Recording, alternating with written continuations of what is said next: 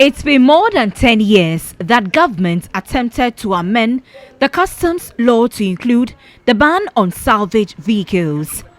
Parliament approved the amendment in the Customs Act in 2015 on March 20 after lawmakers debated on the new act. The move is to create a domestic market for vehicle manufacturers to set up local assembling plants. Ghanaians heavily depend on salvage cars because they are cheaper. The Ghana Revenue Authority estimates 20,000 cars are imported annually, including some with salvage titles. The president assented to the bill on April 30 and it's expected to be operational after 6 months. So the cars you find right behind me are all cars that had a salvage title, which government says they don't want them in the country coming November 1. These cars were not in right condition. Some had their front fenders off and their lights not off. But now you can see that they are in good condition, and that is what they are selling here. The whole garage here at the Thelma area has more than 300 vehicles that they are selling. But not everyone supports the move. Salvage in your 2020 car crowd, Salvage. Cars na importing in Salvage. We have 2020 salvage cars here.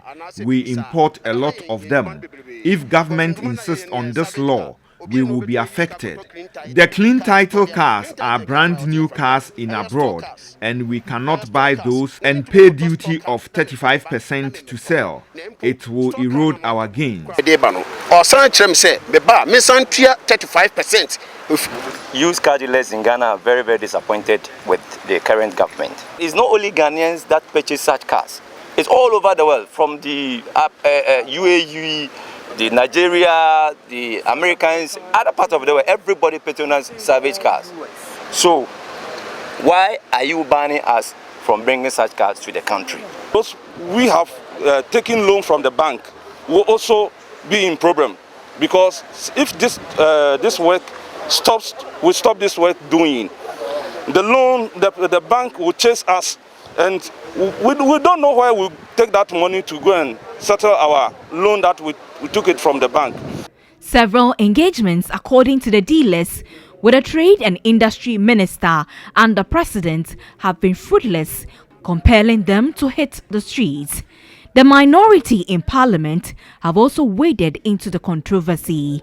We are believing that the government is unable to understand the issues with vehicle or industrialization. If the issue is about let's create the atmosphere to create jobs to manufacture vehicles, then the way we have crafted this law will not achieve it. Government says customs will ensure second-hand vehicles have clean titles before importing them. Therefore, citizens, including the dealers, must brace up. So I believe sincerely that we could cure this problem in terms of the congestion, where we have all kinds of vehicles that are overage that are imported into the country. And another way that we need to avoid dumping of some of these vehicles into the country. So there are times where in the past we need to fix some of these vehicles are not even there, and this is contributing to some of the accidents we have on our road. So I think that there's a way that this law will try to cure some of these challenges we have on our roads. We sought the views of the public. Home use car no. We struggle to save in bits to buy second-hand vehicles to use. We cannot afford a new car here. How many Ghanaians have the money to buy new cars? In fact, government must rethink about the law. According to the local car dealers, the coronavirus pandemic has already pushed their business to its brinks, and with the new development, more than 8,000 of them scattered across the country, together with the 10 of thousands indirect jobs, would be affected. Josephine Antwi-Adjei, TV3 News.